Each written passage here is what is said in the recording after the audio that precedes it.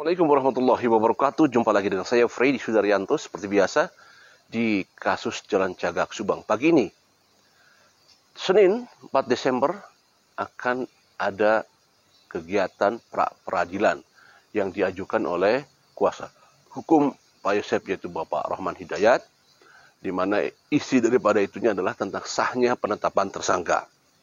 Ya, sahnya penetapan tersangka. Dihadirin, apakah akan nanti dihadiri oleh Ibu Mimin, Abi dan Arigi, kita belum tahu ya. Tapi yang jelas bahwa nanti adalah dari pihak Pak Rahman Hidayat juga dari pihak kepolisian. Nah, sahnya penetapan tersangka. Ya. Sahnya penetapan tersangka. Tentu pertanyaan yang akan disampaikan kalau kita duga-duga adalah bukti apa yang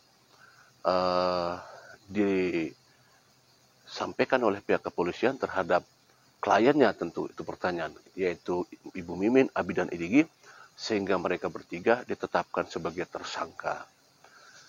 Kalau kita coba meruntut ke belakang, bagaimana yang disampaikan oleh Pak Rahman Hidayat, bahwa mereka bertiga itu kalau kita lihat di media ada beberapa saksi yang memperkuat mereka.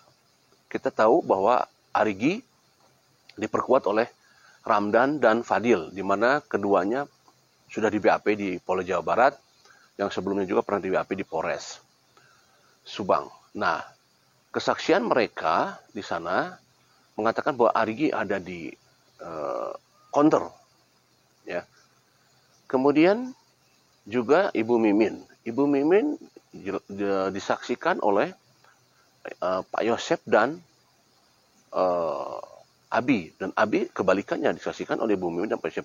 Katanya ada pembantu yang ada di sana, yaitu namanya Ibu Ratna kalau tidak salah. Itu kalau kita berbicara bertiga, kita berbicara bertiga nih ya. Berbicara bertiga, Ibu Mimin, Abi dan Arigi. Bisa jadi mereka akan kuat. Tapi jangan salah, ini adalah satu rentetan, satu paket. Nggak bisa dipisahkan. Satu paket tidak bisa dipisahkan Ibu Mimin, Abi, Arigi, kemudian Pak Yosep, apakah dipisahkan? Ini satu paket. Satu paket berarti paket itu berempat. Kenapa? Karena Ibu Mimin diperkuat oleh Pak Yosep. Bahwa di sana Pak Yosep bahwa mengatakan Ibu Mimin, Pak Yosep ada di sana, Ibu Mimin ada di rumah. Ibu Mimin ada di rumah, Pak Yosep ada di rumah. Ya. Malah Pak Yosep mengatakan pernah ada bikin nasi goreng ya malam hari, kemudian melakukan kewajiban suami istri di malam hari, itu disampaikan oleh Pak Yosep ya. Kemudian apalagi? Ya, mereka saling menguatkan. Ini satu paket, nggak bisa dipisah. Kalau misalkan di pra-peradilan itu, cuman bertiga yang disampaikan, yang disodorkan, yang didaftarkan bertiga, cuman Ibu Mimin, Abi dan Arigi. Pak Yosep tidak ada dalam daftar itu. Ya kan? Sekarang nggak bisa. Kalau saya pribadi, ini kan nggak bisa kalau misalkan ini dipisahkan paket ini. Kalau misalkan Ibu Mimin, Abi dan Arigi misalkan ya di pra-peradilan menang misalkan atas dasar saksi-saksi Ilham, Fadil, lantas bagaimana dengan Pak Yosep? Karena Pak Yosep satu paket mengiyahkan bahwa Pak Yosep ada di rumah, Ibu Mimin ada di rumah, sementara Pak Yosep sekarang jadi tersangka. Kalau jadi tersangka berarti ada alat bukti yang kuat dari pihak kepolisian. Ya kan? Sampai sekarang masih dalam tahanan. Artinya berarti ada alat yang kuat, alat bukti yang kuat dari pihak kepolisian. Kalau secara tidak langsung alat bukti yang kuat, berarti Pak Yosep tidak ada di TKP, tidak ada di counter, maksudnya tidak ada di rumah dong. Berarti satu paket ini ada yang janggal. Tidak ada persesuaian kalau begitu. Kalau misalkan Pak Yosep dikatakan tersangka oleh pihak kepolisian dan sekarang ditahan, berarti ada persesuaian bahwa Pak Yosef ada di TKP. Sementara kata Ibu Mimin, Pak Yosef ada di rumah. Bagaimana nanti proses pra-peradilan yang akan dilakukan pada saat mereka bertiga diperkuat oleh saksi-saksi, tapi saksi yang memperkuatnya salah satunya Pak Yosef ditahan dan jadi tersangka. Nah, ini nanti yang akan jadi ramai, ini akan jadi ramai ini di pra-peradilan nanti ya. Ini akan jadi ramai di pra-peradilan nanti. Akan seperti apa ini jadinya? Karena yang jadi pertanyaan juga, kenapa Pak Yosef tidak didaftarkan dalam pra-peradilan? Ya kan? Kenapa tidak didaftarkan dalam pra-peradilan? Ini jadi pertanyaan juga. Tentu nanti ini wartawan akan menanyakan kepada pihak kuasa hukum, kenapa Pak Yosef tidak dihadirkan atau tidak didaftarkan dalam pra-peradilan hari Senin nanti. Seperti itu. Aduh, maaf, mau bersin nih. Aduh. Ya, seperti itu. Karena kan harus ada persesuaian antara Ibu Mimin, Abi Arigi, dan Pak Yosef, ada persesuaian. Satu paket ini, karena apa? 3 orang ini ada di rumah. Pak Yosef, Ibu Mimin, dan Abi. Arigi di sana di kantor. Nah, tiga orang ini kan satu paket. Ada di rumah. Mereka lah yang saling menguatkan. Kalau misalnya saling menguatkan sementara Pak Yosef jadi tersangka, kemudian ada ditahan di sana, dan berarti ada alat bukti yang kuat dalam penetapan tersangka Pak Yosef oleh pihak kepolisian. Kalau sebenarnya harusnya kalau satu paket itu, ya Pak Yosef juga harusnya didaftarkan dalam proses pra-peradilan. Ini menarik sebenarnya.